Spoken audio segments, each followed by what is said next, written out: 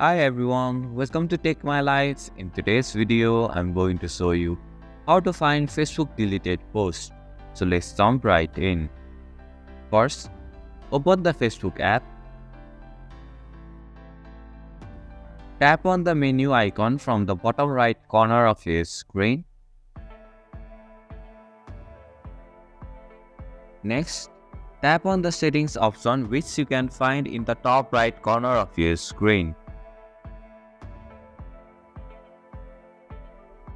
Scroll down and find the activity log option.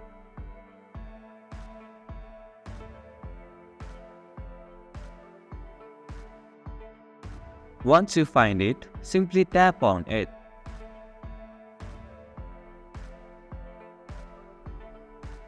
Finally, in the activity log, locate the trash option and tap on it.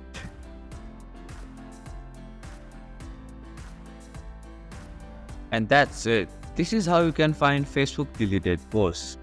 Thank you for watching Take My Life. I hope this video was helpful. If it was, then hit the like button and comment down if you have any questions or feedback.